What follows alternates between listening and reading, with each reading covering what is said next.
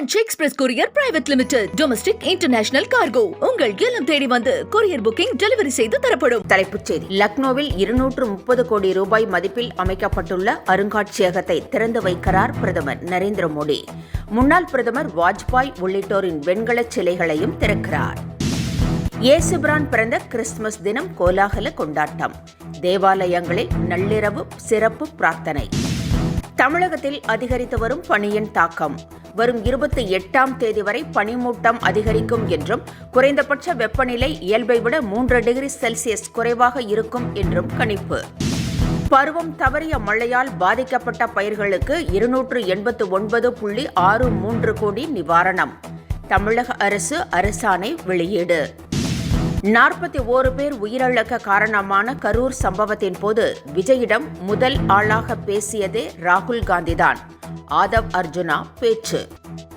இனி விரிவான செய்திகள். உத்தரப்பிரதேச மாநிலம் லக்னோவில் தேசிய நினைவிட வளாகத்தில் 230 கோடி செலவில் உருவாக்கப்பட்டுள்ள அருங்காட்சியகத்தை பிரதமர் நரேந்திர மோடி இன்று திறந்து வைக்கிறார். அங்கு முன்னாள் பிரதமர் வாஜ்பாய் உள்ளிட்டோரின் சிலைகளையும் பிரதமர் திறந்து வைத்து உரை நிகழ்த்துகிறார். இந்த அருங்காட்சியகம் 65 ஏக்கர் பரப்பளவில் தாமரை வடிவில் அதிநவீன கட்டமைப்புடன் உருவாக்கப்பட்டுள்ளது. கிறிஸ்துமஸ் பண்டிகை இன்று உலகெங்கிலும் கோலாகலமாக கொண்டாடப்பட்டு வருகிறது. தமிழகத்திலும் தேவாலயங்களில் நள்ளிரவு நடைபெற்ற சிறப்பு பிரார்த்தனையில் கிறிஸ்துமஸ் மக்கள் கலந்து கொண்டு கிறிஸ்துமஸ் தினத்தை கொண்டாடினர். அன்பு, கருணை, மன்னிக்கும் பண்பு உள்ளிட்ட உயரிய நெறிகளை போதித்த இயேசு கிறிஸ்துவின் பிறந்த நாளான கிறிஸ்துமஸ் தினத்தை ஒட்டி தேவாலயங்களில் நள்ளிரவு சிறப்பு பிரார்த்தனை நடைபெற்றது. இயேசுவின் பிறப்பை அறிவிக்கும் நிகழ்ச்சிகளும் நடைபெற்றது. கிறிஸ்தவ மக்கள் ஒருவருக்கு ஒருவர் கிறிஸ்துமஸ் வாழ்த்துக்களை பரிமாறிக்கொண்டனர். தமிழகத்தில் கடும் பனிமூட்டம் காணப்படுகிறது. 28ஆம் தேதி வரை பனிமூட்டம் அதிகரித்தும் குறைந்தபட்ச வெப்பநிலை 3 டிகிரி வரை குறையும் என்றும் கணிக்கப்பட்டுள்ளது. இந்த ஆண்டு குளிர்காலம் தொடங்கியது முதலே பனியின் தாக்கம் அதிகரித்தே காணப்படுகிறது. குறிப்பாக மார்கழி மாதம் பிறந்ததும் குளிர் அதிகரித்து காணப்படுகிறது. இதனால் காலை நேரத்தில் அன்றாட பணிகளை மேற்கொள்வோருக்கு சிரமம் ஏற்பட்டுள்ளது. உதகையில் வழக்கத்திற்கு மாறாக உறை பனிப்பொழிவு அதிகரித்திருக்கிறது. காஷ்மீரை போல ஊட்டி மாறி இருப்பதால் அதன் அழகை கண்டு ரசிக்க ஏராளமான பொதுமக்கள் ஆர்வம் காட்டி வருகின்றனர். அவலாஞ்சி, குன்னூர், கோத்தகிரி உள்ளிட்ட இடங்களில் பனிப்பொழிவு உள்ளது. குறைந்தபட்சமாக -1 டிகிரி செல்சியஸ் வெப்பம் பதிவாகி உள்ளதாகவும் கூறப்படுகிறது. காலை நேரத்தில் புல்வெளிகளில் 1 அங்குலத்திற்கு உறைபனி படர்ந்து வெள்ளை கம்பளம் போர்த்தியது போல ரம்மியமாக காட்சியளிக்கிறது. பருவம் தவறிய மழையால் பாதிக்கப்பட்ட பயிர்களுக்கு 289.63 கோடி ரூபாய் நிவாரணம் ஒதுக்கி தமிழக அரசு அரசாணை வெளியிட்டிருக்கிறது.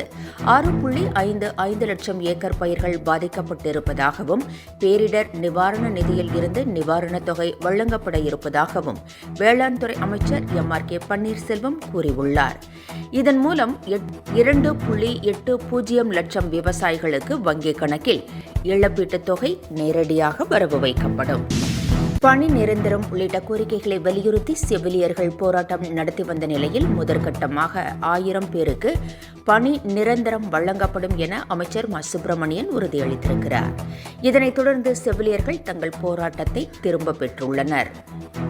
MRB மூலம் நியமனம் செய்யப்பட்ட செவிலியர்கள் தங்களுக்கு அரசு ஊழியர்களுக்கு வழங்குவது போல ஊதியம் வழங்க வேண்டும் என்பது உள்ளிட்ட கோரிக்கைகளை வலியுறுத்தி தொடர் போராட்டத்தில் ஈடுபட்டனர்.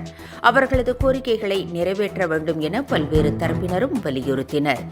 என்றாலும் போராட்டம் தொடர்ந்த நிலையில் முதற்கட்டமாக 1000 பேருக்கு பணி நிரந்தரம் வழங்கப்படும் என அமைச்சர் அறிவித்திருக்கிறார். முதலமைச்சர் மு. ஸ்டாலின் தனது இளமை கால விளையாட்டு அனுபவங்களை பகிர்ந்த வீடியோ வைரலாகி வருகிறது.